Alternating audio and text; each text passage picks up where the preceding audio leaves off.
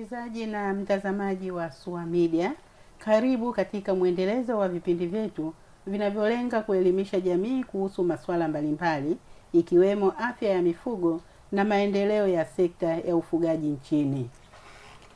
Katika kipindi kilichopita tulizungumzia umuhimu wa tafiti na faida zake kitaifa na kimataifa, na pia tulizungumzia kwa kifupi kuhusiana na swala zima la chanjo kwa ujumla. Leo tunazungumzia umuhimu wa chanjo ya tatu moja katika kuimarisha afya na uzalishaji wa kuku. Kama tunavyojua, ufugaji wa kuku ni moja ya shughuli zinazokuwa kwa kasi sana hapa nchini na kuchangia kwa kiasi kikubwa uchumi wa kaya na taifa kwa ujumla. Hata hivyo, changamoto za magonjwa zimekuwa ni kikwazo kikubwa kinachoathiri uzalishaji na kusababisha hasara kubwa sana kwa wafugaji. Kupitia kipindi hiki, tutapata fursa ya kujifunza kuhusu chanjo ya tatu moja ni nini, inasaidiaje kulinda kuku dhidi ya magonjwa mbalimbali kwa wakati mmoja, pamoja na namna inavyochangia kuongeza tija, kupunguza gharama za uzalishaji na kuboresha kipato cha mfugaji. Studio nipo na mtaalamu wa tafiti za chanjo, Profesa Philemon Wambura. Ni mwadhiri mwandamizi kutoka Chuo Kikuu cha Sokoine cha Kilimo SUA. Profesa, karibu sana katika kipindi chetu cha leo. Asante sana ndugu mtangazaji. Mtangazaji wako ni mimi Farida Mkongwe. Kama nilivyokujuza hapo awali kwamba leo tunazungumzia umuhimu wa chanjo ya tatu moja kwa kuku katika kuimarisha uzalishaji na afya ya kuku. Profesa, tuanze kipindi chetu cha leo kwa kuwakumbusha watazamaji na wasikilizaji wetu, tunapozungumzia chanjo kwa ujumla, nini maana yake? Asante ndugu mtangazaji. Unapozungumzia chanjo ni viini maradhi ambavyo vinatengenezwa kibiolojia kufanya mwili au kinga mwili iweze kutambua na kupambana na maambukizi au magonjwa mbalimbali. Na chanjo zinazuia maambukizi au magonjwa kabla hayajatokea katika mwili. Na hizi chanjo ziko za aina kuu mbili. Kwanza ni viini maradhi ambavyo viko hai. Ya pili viini maradhi ambavyo vimekufa. Katika hizi aina kuu mbili, ingawaje kuna katika aina kuu mbili kuna aina mbalimbali, lakini kwa leo tuzungumzie hizo aina mbili kuu. Asante ndugu mtangazaji. Sawa, leo tunazungumzia aina hizo kuu mbili. Na kwa ujumla tunazungumzia chanjo ya tatu moja kwa kuku. Kwa lugha rahisi kabisa, hii chanjo ni chanjo ya aina gani? Labda niseme tu ndugu mtangazaji, kama nilivyosema, hii chanjo ina viini maradhi ambavyo viko hai kwa ajili ya mdondo au tunaita kideri, ndui pamoja na mafua makali ya kuambukiza ya kuku. Kwa hiyo ndio maana inaitwa tatu moja. Chanjo moja, magonjwa matatu. Kwa hiyo ndio kwa ufupi hiyo ndio inaitwa tatu moja. Na hii tatu moja ndugu mtangazaji tayari ni jina la kibiashara. Kwa hiyo ukitumia tatu moja tayari BWERA tumeshaiandikisha, inaitwa, ukisema tu tatu moja inajulikana ni chanjo ambayo tunazungumza leo. Kwa nini mliona umuhimu wa kutengeneza chanjo moja inayokinga magonjwa matatu kwa wakati mmoja? Asante mtazamaji, swali zuri sana. Kama nilivyokuambia kipindi kilichopita, mimi nilifanya utafiti wa chanjo ya mdondo inaitwa I2 kwa miaka mingi tu. Lakini tukaja kufanya utafiti Tanzania, mkoa wa Singida, katika wilaya Singida. Baada ya kufanya utafiti kwa miaka miwili mfululizo kukinga ugonjwa mdondo kwa kuku wa asili, wafugaji wenyewe wakaanza kusema sasa hivi mdondo sio tatizo. Tatizo ni ndui au mafua makali. Kwa hiyo tunafanyaje? Sisi wakati huo tulikuwa tunafahamu kwamba ukiondoa mdondo katika ufugaji wa kuku, tayari kuku wataongezeka sana. Na kishaanza kuongezeka, magonjwa mengine yatatokea. Katika Afrika tulikuwa tunafahamu kwamba ndui pamoja na mafua makali yatakuwa ndio ya mwanzo kujitokeza.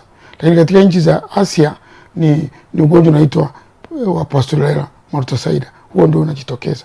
Kwa hiyo tulikuwa tunafahamu, lakini tulipata ushuhuda kabisa sasa kutoka katika wafugaji wenyewe. Kilichokuwa kinatokea baada ya kuambiwa hivi, tukaanza utafiti. Sasa chanjo hii tulikuwa tunachanja mdondo au na ndui. magonjwa mawili, tunakuta mafua yanatokea. Tunachanja mafua na mdondo, ndui inatokea. Sasa tukaona kwamba kwa nini sasa isiwe magonjwa yote matatu ili ukinge kuku kabisa, kwa sababu chanja mawili au chanja moja, magonjwa mawili yanatokea. Kwa hiyo hiyo ndio chanzo chake cha kufanya hii chanjo iweze kukinga magonjwa yote matatu.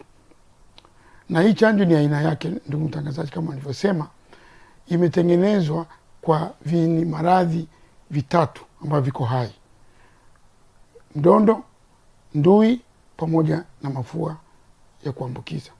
Na hivi viini ni vya aina yake kwa sababu chanjo nyingi ambazo zinaunganishwa kwa magonjwa mbalimbali, kuna zingine magonjwa 5, magonjwa mpaka 7 inafika, lakini vinakuwa ni viini maradhi ambavyo vimekufa. Lakini hii ni viini maradhi ambavyo viko hai. Sasa utaniuliza kama viko hai na viko kufa, vipi viko salama? Lakini hivi vimewekwa kwa namna ambavyo hawezi kusababisha magonjwa, baada yake vina kinga. Na hii chanjo tumeiwekea ni ya maji ya rangi ya blue kijani. Na tumefanya makusudi kwa blue kijani baada ya blue au kijani, ili ikibadilisha rangi katika matumizi, kama imeharibika, imechanganywa na maji au imefanya chochote, itabadilika rangi.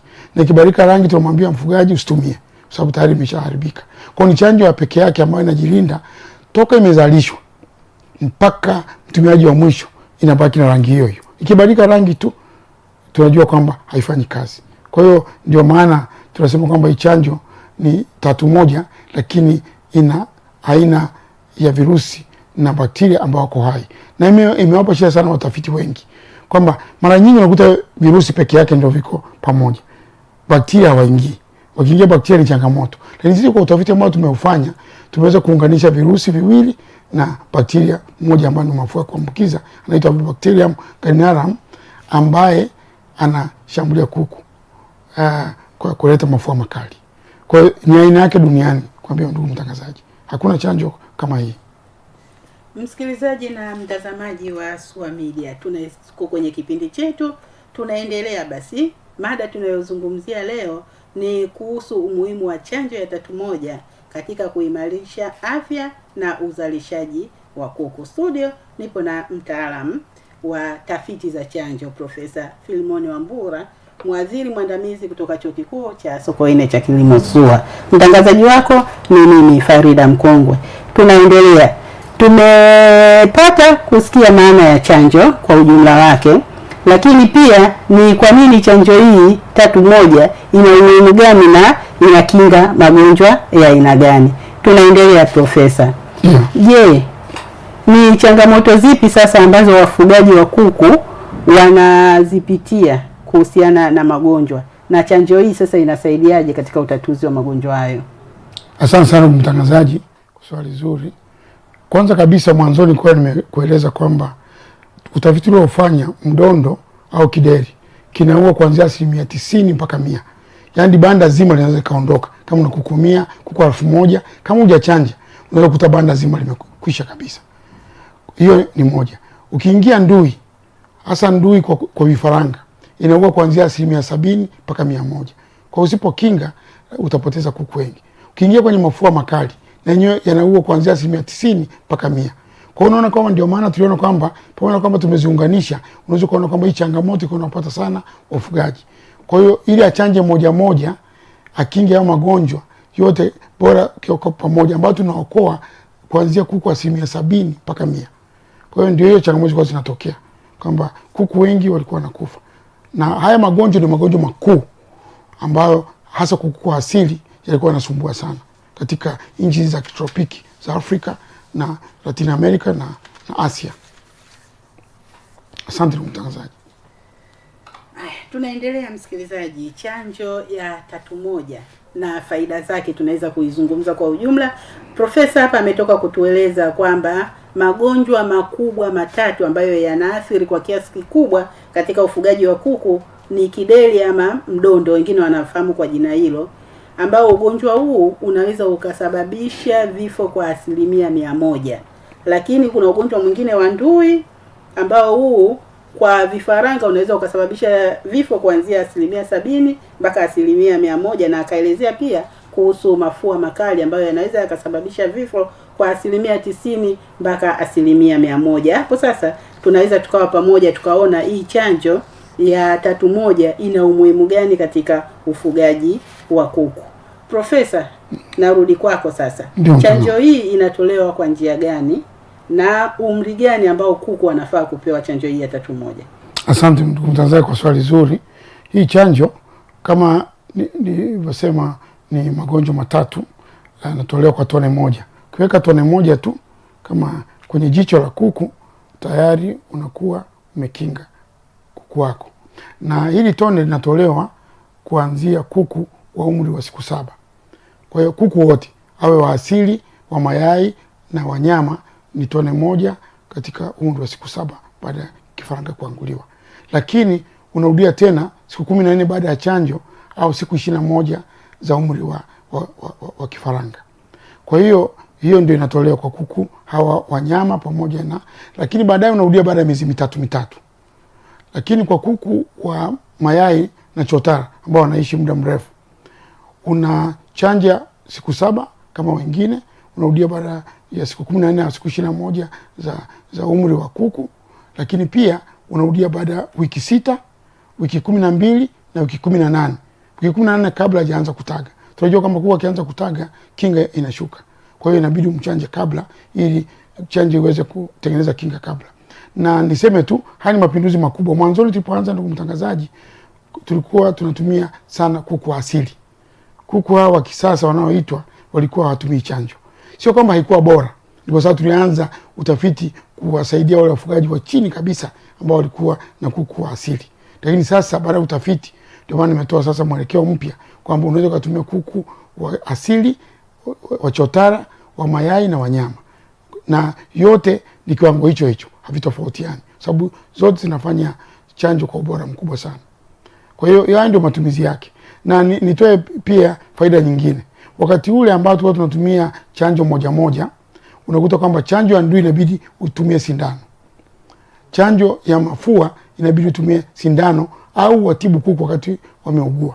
Lakini hii unatumia tone moja kwenye jicho. Kwa hiyo unaweza kuona kwamba kutokana na hiyo uboreshaji huo unaweza kutumia kwa kuku wote bila shida yoyote. Asante ndugu mtangazaji. Pale kwenye matumizi unasema iwe kuku wa asili au wawe hawa mabroiler wa mayai au chotara. Kwamba chanjo ina utaratibu wake wa kutolewa. Kwamba inatolewa ya kwanza baada ya siku 7, inakuja kurudiwa kuku wanapotimiza siku 21 ama baada ya siku 14. Ikitokea katika mazingira yoyote yale, mfugaji akawa amekosea, yani amehesabu hizi siku akakosea, chanjo ya pili ikaenda baada ya siku 28 au ikawa pungufu ya hapo, kuna madhara yote yanaweza kujitokeza au anapaswa afanye nini baada ya kuvuruga utaratibu? Inabidi afuate utaratibu kwa sababu anayokuambia ni utafiti umefanyika. Tunafahamu kwamba chanjo ikiingia inatakiwa iongezewe nguvu siku 14 baada ya kuchanja. Sasa ukiweka kabla unakuwa umewahi. Na ukiweka baada umeshachelewa. Kwa ni vizuri kutumia kwa masharti ambayo tunamwambia mfugaji. Haya mambo sio kama tunazungumza tu, yanafanywa utafiti. Kwa hiyo ukifanya unavyojua wewe, ni vizuri wakafuata utaratibu na hasa ushauri wa wataalamu wa mifugo ili wajue namna kuitumia kwa usahihi.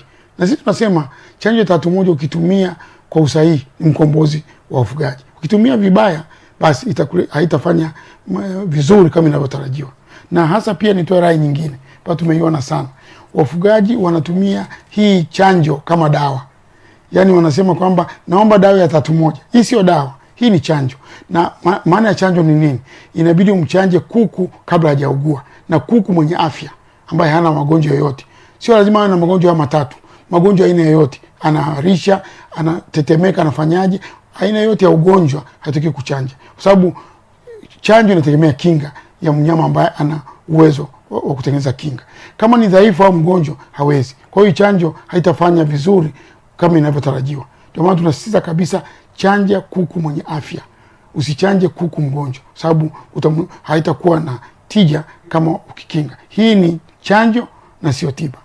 Tiba unatibu wakati mgonjwa ameugua, lakini chanjo unachanja kabla mgonjwa hajaugua au mnyama hajaugua. Hii ni chanjo na sio tiba. Je, wafugaji wadogo waliopo kule vijijini wanaweza kuipata na kuitumia chanjo hii kiurahisi? Wanaweza kuipata ndugu mtangazaji. tuna msambazaji mkuu wa chanjo hii anaitwa Pharmacy Center Limited. Huyu ni msambazaji wa madawa ya mifugo kwa nchi nzima na hata nje ya Tanzania. Kwa hiyo anasambaza hii chanjo mpaka vijijini. Na pia kuna maduka tunaita agrovet au maduka ya dawa au pembejeo za mifugo, nayo inaweza kupatikana huko. Kwa hiyo hakuna wasiwasi wote kwamba kila sehemu ya Tanzania hii chanjo inafika. Na nikupe tu habari njema, mwaka jana serikali ya Tanzania kupitia Rais wa Jamhuri ya Muungano wa Tanzania Dr. Samia Suluhu Hassan alitoa hii chanjo kwa ruzuku, na tukachanja ikasambazwa halmashauri zote 184 nchi nzima. Na hii chanjo dozi milioni 40 zilitolewa na zikafika pembe zote za Tanzania. Kwa hiyo ndio maana uhakika kwamba hii chanjo inaweza ikafika. Na pia kupitia kwa Pharmacy Center walitoa majokofu kila halmashauri ambazo hazikuwa nayo wakatoa, kwa sababu tunapenda hifadhiwe vizuri na itumike vizuri. Sio kwamba tunatoa tu chanjo, lazima tufuatilie. Kama nilivyokuambia, hii chanjo inajilinda yenyewe kuanzia inapotengenezwa mpaka mfugaji wa mwisho, rangi yake lazima iwe blue kijani. Sasa kama haijahifadhiwa vizuri itabadilika rangi na itachana. Kwa bahati nzuri, ndugu mtangazaji, baada ya kusambaza chanjo hii nchi nzima, hatukupata malalamiko yoyote ya magonjwa haya kujitokeza. Na kwa sababu ifanyika chini ya uangalizi wa wataalamu wa mifugo.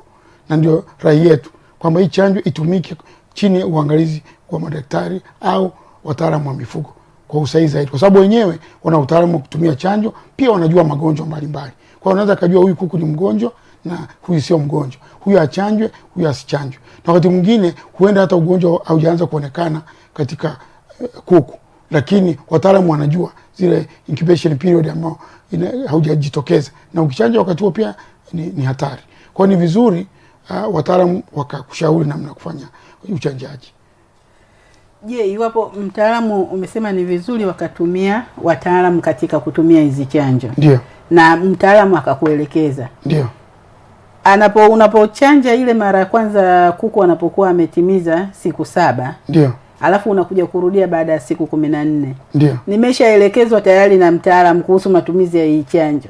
Je, mara ya pili naweza nikachanja mwenyewe au ni lazima mpaka nitafute mtaalamu aje akague banda ndio chanjo ije ipite tena? Ni vizuri kumuita aje akague, kwa sababu wakati huo pia inawezekana kuna vifaranga wamezaliwa, huwezi kujua. Na kwa hiyo ni vizuri ukamuita, kwa sababu yeye pia atakuhakikishia usalama wa kuku wako, ataangalia wana afya, kwa sababu sio lazima magonjwa. Kama umedhoofika pia haitakusaidia sana, kwa sababu kinga inatengenezwa na protein. Sasa kama mnyama amedhoofika au kuku hawezi kutengeneza kinga. Kwa hiyo ni vizuri ukamjulisha tu mtaalamu kwa sasa nataka kuchanja. Na bahati nzuri lazima mtaalamu aje, kwa sababu hii chanjo kishaifungua inatumika ndani ya siku 7 tu.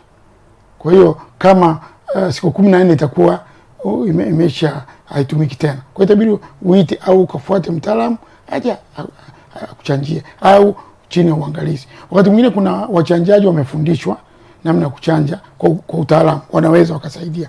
Lakini pia lazima mtaalamu aambiwe. Yaani mtaalamu lazima usimwache. Hata kama umefundishwa kuchanja, mtaarifu tu kwamba nataka kuchanja, atakushauri. Sababu yeye anajua mazingira. Pengine ugonjwa umetokea kijiji cha jirani, wewe unachanja, huenda kukawa na changamoto. Kwa hiyo tunashauri sana, ni vizuri kama umefundishwa unaweza kufanya, lakini mtaarifu mtaalamu wa mifugo kwamba mimi nataka kuchanja, ili akuelekeze vizuri, na akiweza kuwepo inakuwa vizuri zaidi. Kuna madhara yoyote ambayo yanaweza kujitokeza baada ya chanjo hii kutolewa labda kwa kuku? Hapana. Hii chanjo ni salama kabisa kwa vifaranga, ndio maana tumesema vifaranga wanachanjwa, kuku wakubwa, kuku wa mayai, kuku wa nyama. Haina madhara yoyote. Sana sana itakinga magonjwa haya ambayo nimesema matatu. Ukitumia kwa usahihi inakinga vizuri. Kwa hiyo hii chanjo inaweza kutumika hata kwa mlaji. Ukiacha madhara kwa kuku mwenyewe, hata kila kuku aliyekwisha kuchanjwa haina shida yoyote.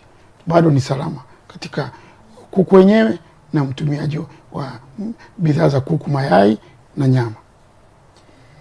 Msikilizaji na mtazamaji, tunaendelea na kipindi chetu. Nikukumbushe tu kwamba leo tunazungumzia swala zima la umuhimu wa chanjo ya tatu moja katika kuimarisha na kuongeza uzalishaji wa kuku. Mtaalamu wa chanjo hapa studio ni Profesa Philemon Wambura.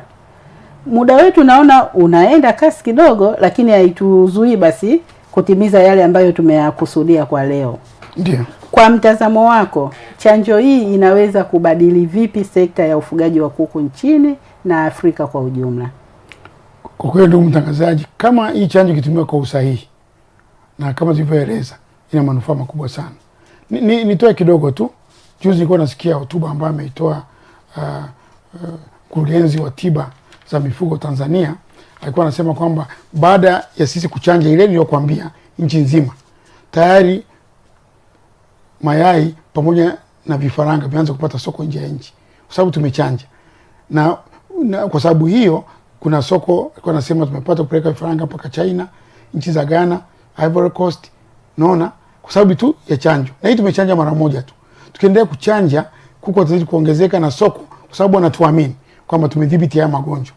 Kwa hiyo ina faida kubwa sana. Kama nilivyosema, kama ukitumia kwa usahihi utapata manufaa makubwa sana. Na sisi nia yetu kwamba kuku asije kufa kwa sababu ya haya magonjwa. Afi kwa sababu hakuchanjwa kwa usahihi. Hakutumia chanjo kabisa. Lakini kama ukichanja inavyotakiwa, tunasema mara kwa mara, chanjo ya 3-1 ni mkombozi kwa wafugaji wakitumia ipasavyo. Kwa hiyo ni rai yetu kwamba katika Afrika nzima itasambaa. Tumeanza Tanzania, lakini tutakwenda nchi zote za Afrika kwa sababu haya magonjwa yapo Afrika na dunia nzima. Hasa yote hayatofautiani. Na kwa hiyo ni vizuri tukaelewa kwamba Tanzania tuwe wa kwanza kutumia hii chanjo vizuri, ili kusudi tupate manufaa makubwa katika ufugaji wetu. Kwa hiyo ina manufaa makubwa katika kuongeza kipato cha mfugaji, kuongeza pato la kaya, kuongeza pato la taifa kwa ujumla. Kama nilivyosema, unaweza kupeleka mazao nje ya nchi, nyama unaweza kupeleka, mayai unaweza kupeleka, vifaranga vinaweza kupelekwa. Kwa hiyo na sisi tunajivunia kwamba kama nchi yetu kwa mara ya kwanza tunaanza kupeleka. Tulikuwa tunazoea kupata kutoka nje, lakini sisi tunapeleka tena nje ya nchi.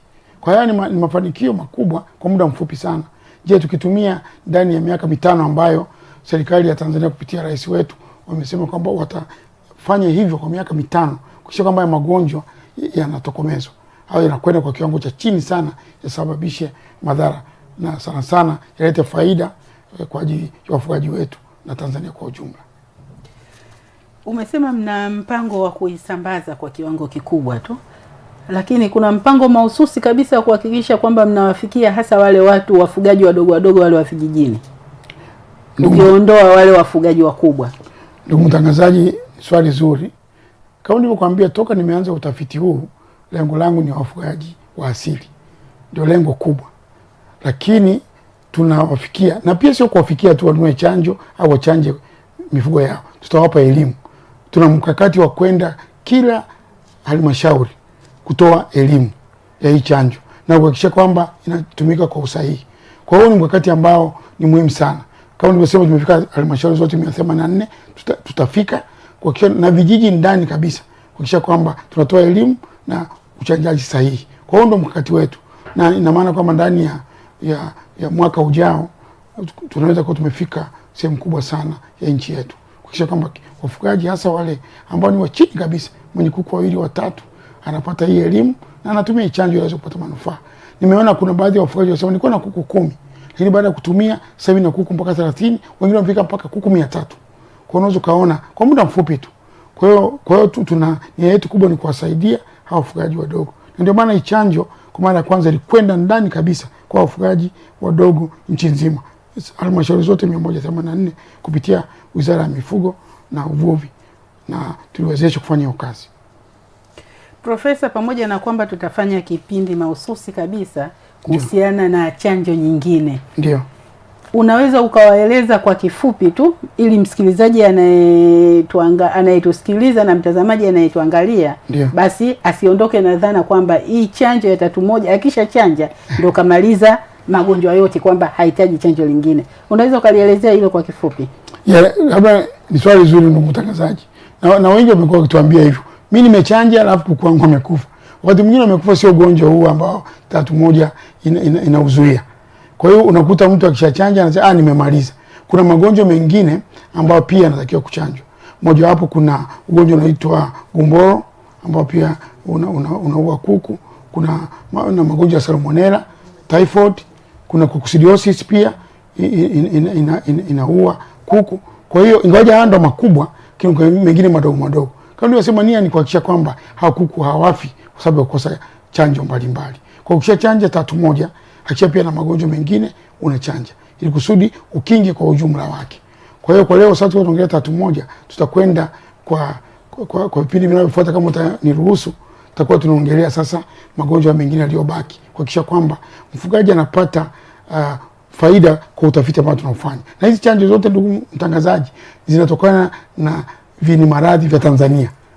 Havitoki nje ya nchi, ndani ya Tanzania. Ni somo hilo lingine, Profesa. Tumalizie, tuna muda mfupi sana wa kumalizia kipindi chetu kwa leo.